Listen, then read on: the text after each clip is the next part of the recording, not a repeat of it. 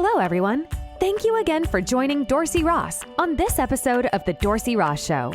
In this episode, Dorsey interviews another special guest that will give you hope and inspire you. Hello, everyone. Thank you again for joining me on another episode of the Dorsey Ross Show. Today we have Richard Walsh, who is a 20 years in business and at the top of his game in the 2008-2009, and he took a hit with the crash and he lost everything, including his own home. At this time, he had a wife and 6 children under the age of 4.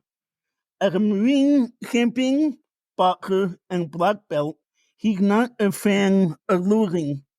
So he had to do the hard work of determining why he had fallen or failed. He had connected all the dots, and there were a lot of them, and started to rebuild and regain success. At this some time, other entrepreneurs were watching him and asking him questions how he was doing what he was doing.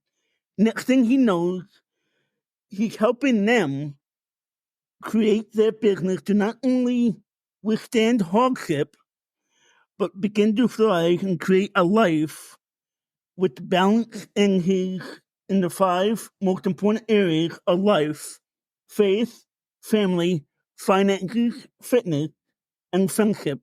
Richard, thank you so much for coming on the show today. Oh, great to be here, Dorsey. Appreciate you having me. Yeah, definitely. Well, I usually start off the show with a icebreaker question.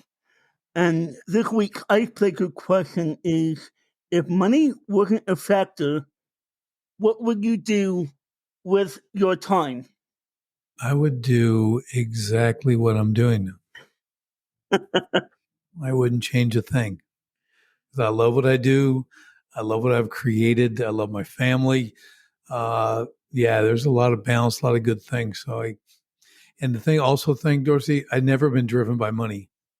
So that feels like, I've had all that. I don't want all that. It's all about purpose for me, and not money. Money's a good thing. I don't not like money. I'm not driven by it. I'm driven by purpose. Okay. What is the biggest misconception that people have about your field of expertise? From the business coach standpoint, it's relatively new, really. I've been in business 35 plus years, and there was no such thing when I started. I mean, you might find some high level Fortune 500 coach kind of thing that works with people, but you are not finding it for the guy who's doing $1 million a year or 5 million or 10 million, a real small business. That just didn't exist. So I think even today, okay, Dorsey, I'm gonna let it go 2 ways here. Okay, 2 misconceptions. One is that every business coach is a good coach, or that they've done business or run a business. That's a misconception, because most have not. So there's something to beware of. The other misconception is the really good business coaches that have run businesses, scaled, failed, scaled again, whatever's just my situation. They can bring a different element to the business, and they're usually very, very results focused, and there's a high accountability aspect. So it's a very different, I think the best way to describe it is there's teachers and trainers, Dorsey. Okay. Teachers are going to talk. They're going to talk in front of the class. They're going to tell you to do things and then have you go do them. A trainer, I'm going to tell you to do push-ups, but I'm going to get on my face and do them with you. You're going to do more than I am, but I'm going to make sure the form is right and that you're on pace. I'm going to stay there till you finish. That's the difference, right? So that's probably the biggest misconception. What does a business coach do? If, say, I come to you, I'm like, hey, I need help with my business. I'm not making the money I need, or I'm not getting the people in to the business, that I want. I'm not reaching the people that I want. I'm not getting the numbers, whatever it is. What would you do to help me to reach the potential, or like you're saying, the purpose that I need or that I want? Right. So first thing I do is I give them an assessment of their business and the 12 areas of their business. It's an extensive assessment, but it's just yes or no answers. Okay. And they go through that and then it scores them. So they get a score. There's 4 different levels you can score on. Now, most people, especially in that situation described, are going to score very low. And that's okay. I tell them, don't be concerned about the low score. Most people are going to score low. Well, what it does is it gives us a roadmap to start working with. What really needs to be fixed? Yeah, you're not making enough money. Okay, that could be for 10 different reasons. Could be because you're bad at sales, but also could be a lot of other aspects of your business are not dialed in. Right? You're not bringing value. You have poor customer service. There could be a lot of reasons why you're not making money, and we have to determine where those are so we can focus on those first. That's what's key, and that assessment is a critical aspect of finding where to start. Because doesn't do any good to travel somewhere if you don't know where you're going. Give us a little bit more background. I know I read a little bit about it in your bio, but give us a little bit more background about what happened with your business and how did you come back from that crash of '08 and '09? Mm-hmm. Sure. So I came out of the Marine Corps and I started working. I decided I want to work for myself because working for someone else was not my thing anymore. So I decided I want to work for myself and I started the business. From there, a landscaping business that turned into a custom water feature business. So I built, big waterfalls, ponds, streams, stuff like that for people at their homes. I was kind of in the early stages of that whole industry around 89, 90. And that grew and was great. I became nationally recognized. I won tons of awards, was published, became an internationally recognized steel sculptor. I started doing steel sculpture, adding it to it. So a lot of success there. And then '08 comes along, things crash, right? The economy's crashing. And it started to take my business down with it. November 5th of 2008. I mean, that day I lost $500,000 in one day. And they just kept going off the cliff from there. And I knew it wasn't going to make it. And the one caveat I always put in, Dorsey, is the economy didn't wreck my business. I wrecked my business. The things I didn't do, making money for me is really easy. It's the easiest thing you can do in business, actually, if you think about it. I tell people all the time, they don't kind of believe that at first, but I'm like, it's the easiest thing you do. It's everything else that's hard. Like, because if it was the economy that wrecked my business, there'd be no businesses that survived. It would have wrecked everybody's, right? But it's because of the things I didn't do that I kept putting off for literally 20 years, right? To shore up my business, make it strong so I could get through that. It's those things that I didn't do. That's what really caused the collapse. Now, again, like you said, I had 6 kids at the time, under 4 years old. My wife lost the home, had to relocate, do all that, sell what little I had, and then decide what I'm going to do next. Now, here's the really critical part, Torsi. In the beginning of 2009, I woke up one morning, I'm thinking, wow, like everything is kind of crashing down around me. And I'm thinking about my children. And I'm like, when I come home, they just run and they attack me. And I'm leaving one day in my truck, and one of my sons is chasing me down the driveway crying because I'm leaving. I'm like, man, what am I doing? And I realized right then, Dorsey, is my kids didn't care what I drove. They didn't care what kind of house I lived in. They don't care what I did for a living. All they wanted was me to be around a little bit because I wasn't, right? And I said, if I stay on this trajectory of being the best, business comes first, got to win, got to be number one, got to get the awards, build my ego. If I continue down that path, I'm going to destroy my children's future because they're going to have broken marriages, broken relationships. They might succeed in business, but they're going to be really lonely. It's going to be at the expense of everything else. They'll have no balance. Their faith will be out of whack. Their family will be out of whack. They're fine. Everything will be whack. That's what I was living. I'm like, and kids don't do what you tell them. They do what you do. More is caught than taught. So my kids were watching even at 2, 3, and 4 years old. So I decided I will never do what I was doing. So I left complete water feature sculpture. Haven't touched it in 15 years. Okay, just completely left it, what I had done for 20 years. Restarted. I wanted to build a business now that I have time to leave. If my wife needs me to come home, I can come home. I don't say, okay, I'll be home at 7 tonight and it's noon. I'll be around. We're going to homeschool our children all the way through high school. I want to be around for that. Now, I'm not the Mr. Teacher. That's my wife. I do art and PE. Okay, that's what I come home for. Those two things. But everything else, I just want to be available, right? I want to go on the trips with them. And when they're competing in athletics, I want to be there for those games and things. So that's how I had to design my life. So I had to create new businesses that would allow me to live that model. So what that meant was I can't do everything in my business like I'd done for 20 years. Yeah, I had crews and I had office managers, but it still was me, me, me. Everything was about me in that first business. And now I wanted it to not be about me at all. I want to empower other people. I want to put them in position. I want to give them lanes to operate in. I want to give them authority and then grow from there. Make something that's scalable. And I did that. I did it twice. I did it with the gym. I did it with a contracting business. And like I said, as you mentioned in my bio, people started asking me how I did it. And that's when coaching was kind of born for me because I am an excellent trainer. I'm very good at making things simple and understandable. And I just started helping these guys from a mentor position. And then I'm like, well, hey, I could coach. People wanted to pay me for it. So what does an entrepreneur do? Well, you turn it into a business. So for years and years now, I've been doing this and helping tons of businesses. And it's just so rewarding, giving them the free profit and impact in their business that they get into business for. We don't get into business for to be a slave to it. We want a business that serves us. We don't want to serve it, right? I want an opportunity to make impact. How do I help my community? How do I raise up my family? How do I help the people in my business who are working with me? How do I make them better as people? That became my goal. And you can't do that if you're doing everything else in the business. So you're really not helping out the people working for you or the people around you. So that became the big focus of how I did it and what I wanted to do with other businesses. Now, what do you focus on now? I mean, obviously you have the coaching business, but do you have other businesses as well that you? I am 100% coaching now, and I'm scaling that business because our mission, our vision is to help 10,000 business owners create profit, freedom, profit, and impact in their business. So that's a lot of people to help. So we're focused solely on that as my business. So I scaled out the other two.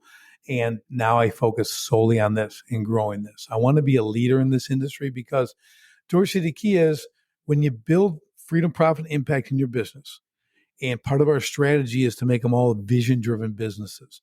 So when we do that, that means inside your team, all the people that work with you or for you, you want to elevate them as people as well as competent employees. And when you're able to do that, they take that home and they take it home to their families. That changes their families. Their families operate in the community.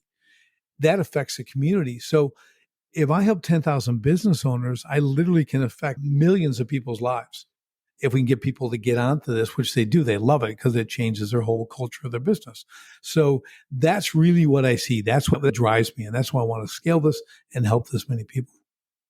Now, this may not be the exact topic or the exact, scope of what you do, but we've seen a lot of, businesses, and especially it's the big businesses that have multiple, let's say like Target, Walmart, those businesses that we've seen that just fail. They go out of business. Mm-hmm. Do you have any idea of maybe what are they doing wrong that they're going out of business? Well, there becomes a size let me give you an analogy. Okay. So pretend my business is an apple tree. Okay. So it gets the apple tree. I planted it. It's growing now. Right. And it's get to about 15, 20 feet. It's going to produce these beautiful apples. Right. Okay. I can go pick low apples. I can maybe go a little higher, get the nice ones on top and get that. Now the question is, do I want my one apple tree to grow to 800 feet? Do I want an 800-foot apple tree that just keeps growing and growing and growing? Because the comparison is what else grows constantly? And that's cancer, right? That grows continuously. And what does it do? It kills its host, right? That's what happens. So when they put everything in that one tree, I'd rather plant another tree, which means another business, right? I'd rather have an orchard. I'd rather have an apple orchard, right? That each business can run itself. Right? It can produce, it has great fruit, it's cultivated properly, and it's all run, it's under control. And then we can make more and more apple trees. But when you go with that, got to be the biggest, got to be the lowest bidder, got to compete on price all the time. Like I'll say there's a place for it, and there's people who are driven to do that. And that's the Walmarts and the Targets and things like that, the Lowe's and the Home Depots. Just a different mindset. They fail because A lot of reasons, Dorsey. It's overexpansion, right? Inflation hurts them a lot because they're low bid, right? They're low bidders. You go in, it's always about the lowest price, lowest price, lowest price. We have the best prices. Well, when you play that game, it's a race to the bottom. You always have to be the low price guy, always. Otherwise, I can go there anymore because this guy's lower over here. So it's a horrible way to do business. Now they'll do it and they'll work on little tiny margins and they'll go high volume. But imagine trying to keep that engine fed with fuel, how difficult it is. And when you get a big economic collapse, like we saw in 08, 09, things like that, when they like saying the dumbest thing ever, that too big to fail, and they're bailing them out, all those businesses should have failed. It's just like mine. No one came to my rescue, right? But no one's too big to fail. If you're that big, you need to fail. Okay. You need to be broken down, split up. You're not going to evaporate. People are going to pick it up for pennies on the dollar. An airline, it goes out of business. That jets don't disappear. Someone else picks them up for 30 cents on the dollar and puts them in their functioning airline, right? Now they can expand because they were prepared for this. They had put in the right precautions. They're proactive on what they were doing. They weren't reckless. So I think that was kind of the path. If that makes sense. Yeah. I know I kind of went a couple directions there, but yeah. How did COVID affect your business, or did it? It really didn't affect my business. We're remote, right? Because I train business all over the country, but it affected in the way that like we had to shift gears. We went from doing business and working on things to like, okay, we have to combat this. Like, how do we combat this? How do we weather this? Right? We've already been building things, shoring up the business, doing all the right things in the business. But now it's a different approach because if you have a brick and mortar, well, some people aren't letting you come to business. Some states are shutting down businesses and only letting the big guys open. And now you got to deal with that because I think they thought COVID only was safe in the big places and not in the little places. You could manage it. So it was a very odd thing going on, but we had to fight back in our own way and really, again, shore them up and understand, no, we can market through this. This is just going to cause a little bit of a pivot, or we're not going to go under. We're going to weather this because what we have is worth having, right? So it was just a redirection, which was kind of, I hate to use the F word, but it was fun. Okay. It was just fun. So we had a good time doing it. It's a challenge and we got through it. And you know what happens when you get through adversity, you're just so much stronger after that. That was a biggie. The other question I came up with, on top of that was if, there are people listening, to this podcast and maybe they're still struggling somehow coming out. I mean, we've been out of it for a little while, but still struggling from the hard times of COVID. What advice would you give to them to, come out of it and be, and be thriving with that business? I think it's going to be a very simple thing. Look at your business and think of one word: value. Okay. How much value are you bringing to your customer base? What are you doing? Have you changed that? Are you giving them far more value than they're paying for? And what does that look like? That doesn't mean you give away money. It doesn't mean you're giving away more expensive product. You're getting less money for it. It means that you're giving them the intangibles, right? The perceived value. What does this really mean? Really understand what you are, because a lot of businesses, even though they weathered it, they really don't understand what we call our ICP, our ideal client profile, who that person is and how to serve them at the highest level. So if you're still struggling with that, you've got to really dial in who specifically you're serving. Don't ever be all things to all people. That's Walmart. They think. I try never to go in there. So they're not all things to me. They're the last choice. Okay. Everything else is closed and it's whatever. And I got to have something. But I'm just saying that, like, look at the value that you're bringing to the marketplace. Focus on that, improve that. And if you think you can improve it, well, you can call me and I'll help you, because I'll show you all kinds of ways to improve it you haven't thought of, because it's so critical. That's what separates small business from the low bidders, the big guys, right? They're just volume, volume, volume. There's nothing special about that place. Do you get a warm, fuzzy feeling when you go in the Home Depot? I don't. Okay. I mean, I just, Walmart, I don't get a warm, fuzzy feeling. I want to take a bath when I come out of there. Okay. I just want to get what I get. You go there, Dorsey, and they have 37 self checkout lanes now, and 3 work, 3 are open. And I'm like, even the self checkout doesn't show up to work. Okay. I'm like, what? Are you kidding me? I'm standing in line at the self checkout, and it's unbelievable. I could just go down this rabbit trail, but I mean, that's what you get. Oh, look, they got 30, literally, they got 30 self-help checkouts, and there's 3 open, and one person standing there looking at you, and you're behind 10 other people. I'm like, this is unbelievable. Okay. I mean, so don't be that. How do you serve your customer? How do you make it easy? What's the ease of compliance of getting whatever you offer? How easy is to get it, be served, feel great about it, have the warm and fuzzy. I want to go to the cool coffee place. We can sit down. The ambiance is great. When they bring out coffee out to you, you sit down. I'm happy to pay the $5 for that. I'm getting an experience with it. I like that. That's good. Not a 25-minute drive-through lane. I mean, so it's those kind of things, Dorsey, that change a business. And you look what's immediately around you. How do you serve that? And that'll change the face of your business. I can relate to the Walmart experience only because I work for their competition. I work for Target. And not only do I work for Target, I work the self-checkout line.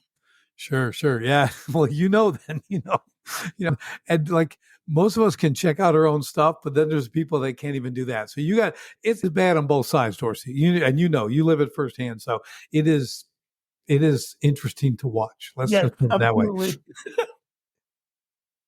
You wrote a book called Escaping the Owner Prisoner. And why did you write that book, and what is that book about? So Escape the Owner Prison it's both my story and how not to do what I did. Okay, so it's a how-to manual. Okay, just like I tell my kids, don't do what I did that first 20 years. Do what I do now. Okay, so Escape the Owner Prison is the contractor's new way to scale, regain control, and fast-track growth while loving life. So it's about, again, how do you get in business? Because here's what happens, Dorsey. People get into business. Say I'm a really good carpenter, and I think I can do it better than the guy I'm working for. Matter of fact, I know I can. So I'm going to go get my own clients. I'm going to start a business. Well, I'm doing the work, right? And you have to do that in the beginning. You have to go do the carpentry work. You have to office work. You have to go get materials. You have to do all that. First couple of years, you're building. You're making money. Okay, it's good. But here's the catch. Next thing you know, it's 10 years and you've repeated the first 2 years 5 times. So you've never been able to scale. You're making money, but not like the money of your dreams. You don't have everything you want. You can't take a vacation because if you don't open the door, no business starts, right? You're in charge. You're doing all this stuff. So you haven't delegated property. You haven't automated properly. You haven't eliminated property, because automate, delegate, eliminate are the 3 things that we look for. And you're trapped. That's the prison. And there's patterns to that I saw over time because I lived it for 20 years. And I thought it was awesome because I was single and I didn't care. And I'm like, business is everything and I love it, right? I was totally obsessed. So to me, it didn't seem abnormal. But you look back and go, wow, you were an idiot. Like you were just going and you just had blinders on, like I did great things and I made great money and all that stuff, but the rest of the life was out of balance. So Escape the Owner Prison is how to correct all that. It gives you the actionable steps to do that. It takes you through a lot of fundamentals that guys lose or actually never knew. Again, they were good at what they do. And it could be a tech guy.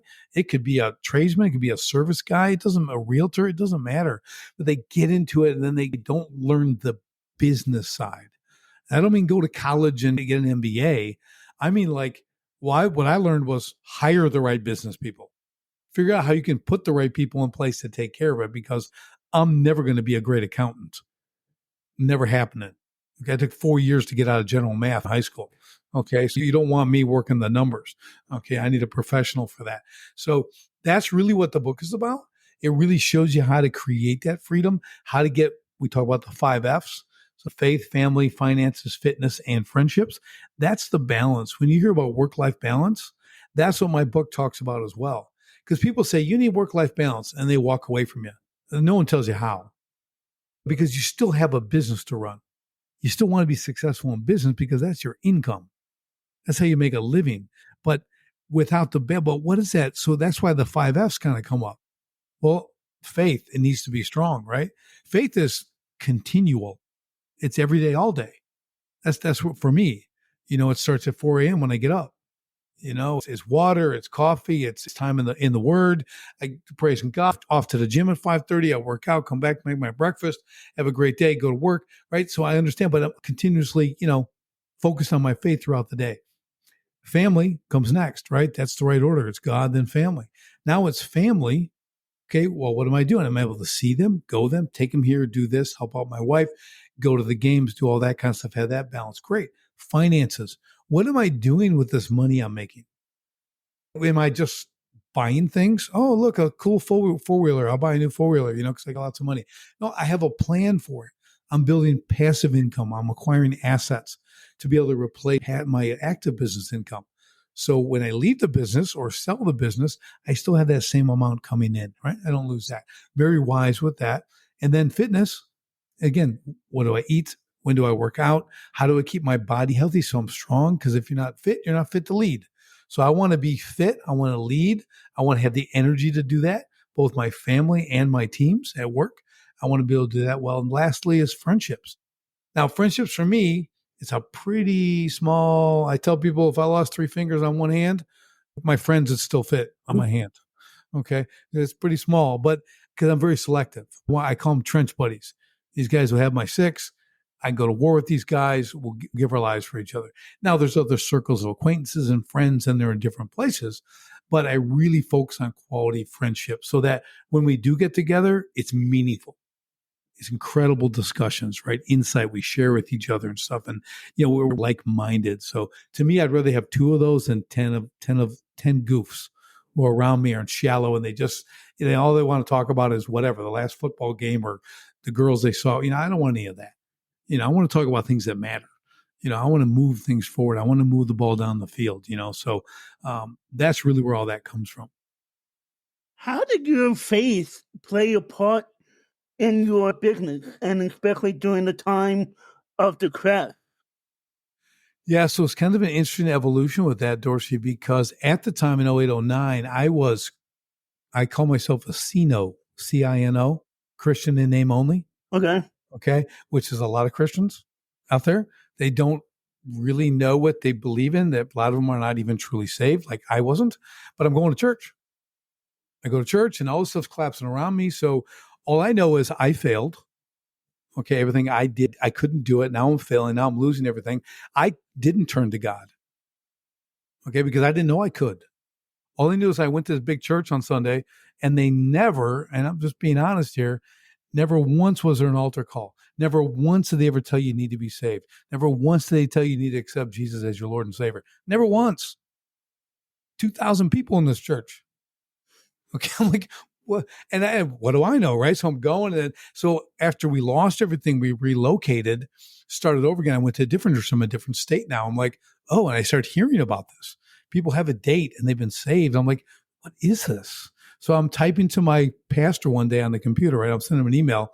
And my wife goes to me, she goes, what are you doing? I go, I'm sending an email to Pastor Tim. And she goes, about what?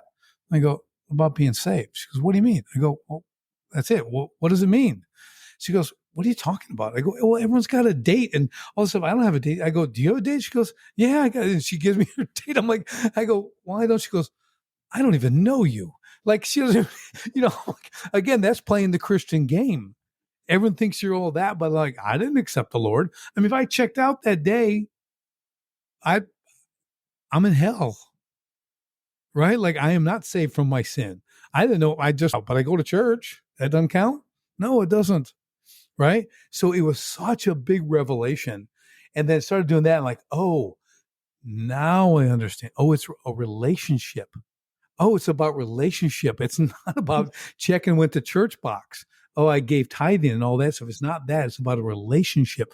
And that changed everything. And I started spending a lot of time in the Word, getting around the right people who could really influence me in a godly way. And that's what changed the business. Because I'm out of the old business now. I'm in the new stuff. Oh, there's a way to do this with a kingdom mindset.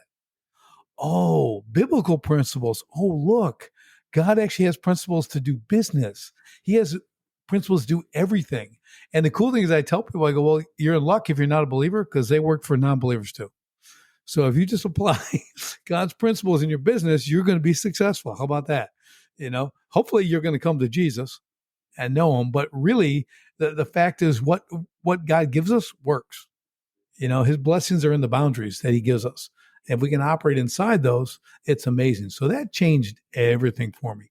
And that's really how, my children, we homeschool them all the way through high school, right? So we got to raise them with a biblical worldview, and really got them close to the Lord and everything else. And it's just been awesome. So you could say it was kind of pivotal.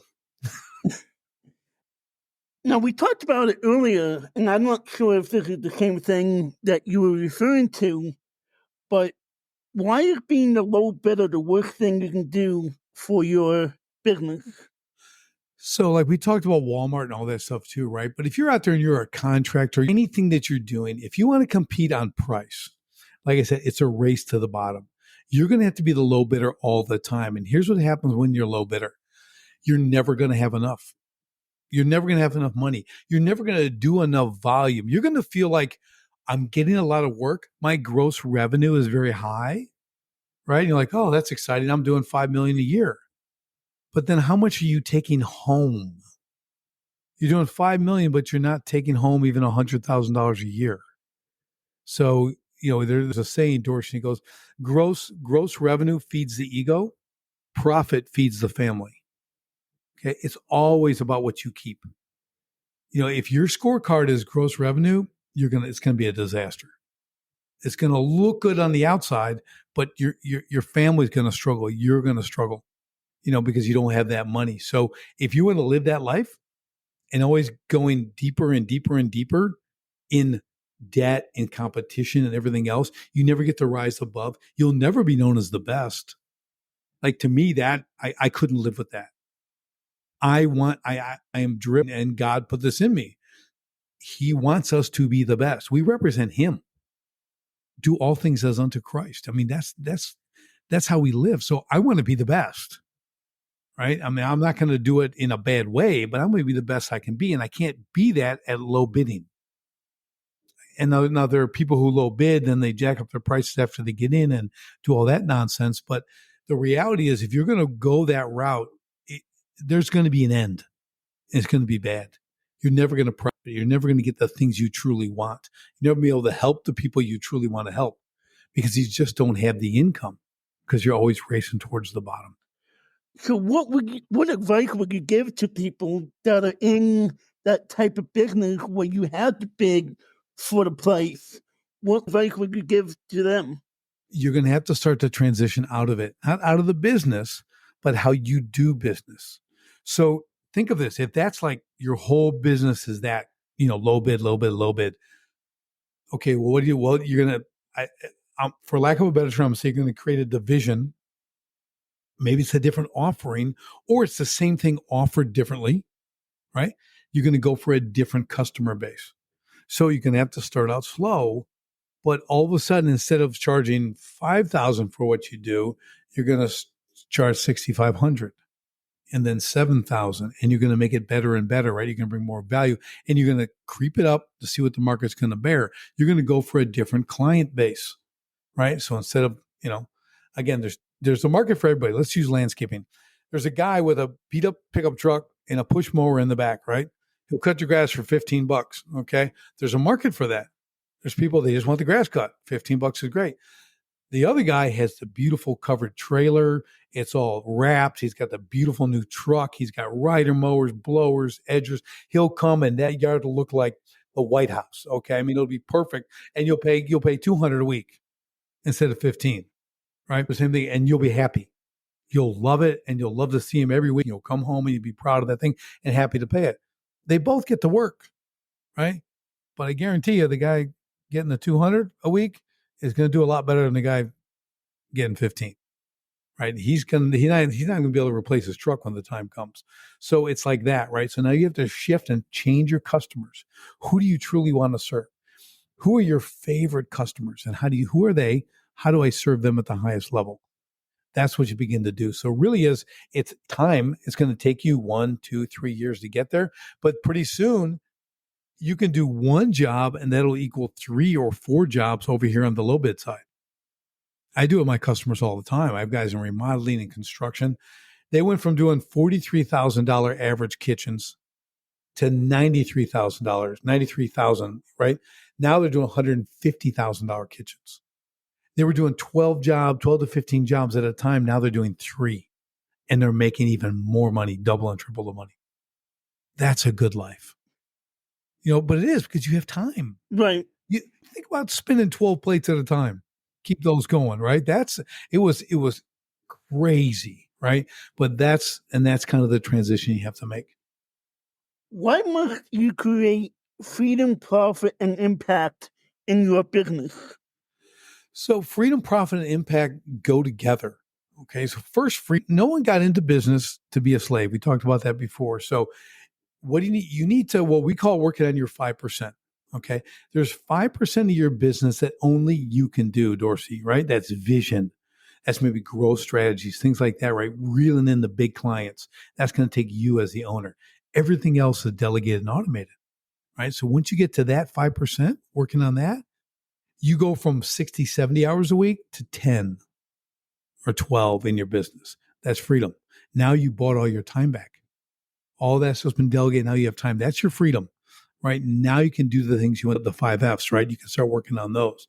Profit, when you do that, when you get to your 5%, everything you had to do to get there gives you a smooth running business, a self-running business. People are delegated, they're given authority, they can run it without you. You can leave for a month, come back, and it's like you never left. Everything is good, right? You're more profitable, that kind of thing.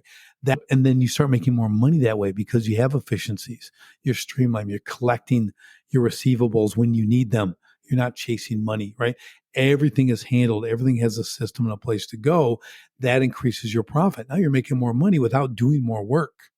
That's the beauty. You didn't increase the workload. You increase the efficiencies and the streamlining and the systemization of the business, and that naturally increases profit. Okay. Now you can make the impact. Who do you want to help? Do you have a favorite charity? Do you have, is a battered women's shelter? Is an adoption facility someplace? Where do you want to take that extra money you're making and use it for good? You can create and you can do that wherever. Again, as a small business, I do like the right hand doesn't know what the left hand is doing in that way. I'm not out to brag what I'm doing with my charity. I just want to go help people. Like, I don't need the recognition. I just need to know that I'm doing that. It's like when you tithe, right? As a believing Christian, people go, the church just absconds with the money and just go, I don't care. I'm not giving to the church. I'm giving to the Lord. There's a difference. You need to get this in your head. If I'm giving 10% or 50 or whatever I'm giving, I go, yes, it's at a church. I'm putting it in the envelope, right? The proverbial envelope. If they abscond with it, if they misappropriate it, they're not going to answer to me. They're answering to God. Right. They're going to have a way worse. My heart is for the Lord. And that's where the money went. If you can understand that, you will freely give because God loves a cheerful giver. And you become that. And you're just, I'm doing what I'm asked. Okay, I'm not going to worry about all the other stuff. Again, we don't want that to happen, but it's the same thing in the business. Can I just give? Can I help? I just give it to them and watch them flourish as well. So that's the impact portion, just like improving your people. Let them go home. When they're coming and working for a purpose and not just a paycheck, so they work for a purpose, they want quality feedback and recognition, then it's about the money. Yeah, everyone wants to make good money, but that's not what drives people. Working for vision, working for purpose, that's what drives people. You can give them that, elevate them as people, make them better.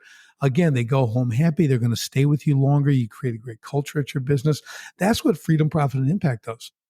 It changes everything by getting your business dialed in properly. The impact that you can have is almost immeasurable. It really is, because you're an influencer, you're a business owner in the town you live in, let's say, right? Maybe you have 10 employees, maybe you have 100, maybe you have 1,000. Whatever that is, that's influence. And not in the way of like politics and all. I'm talking about the influence of the people who are under your care. You're a steward after all.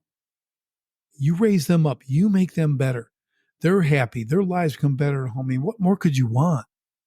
It's just so awesome. So that's the opportunity you have as a business owner. As we get ready to close here, how can people reach you if they feel, that they need a business coach or they just want to, bounce some ideas off of you? Sure. Just go to sharpenthespearcoaching.com. So sharpenthespearcoaching.com, you'll see the contact. You'll say, call me, book a call, reach out, whatever you want to do. Click the button. We'll get a call, do a discovery, what we call a discovery call, chat about your business, find out what's going on, give you some great advice if you need it. And if we want to work together, we'll work together. It's awesome. I'd love to help you.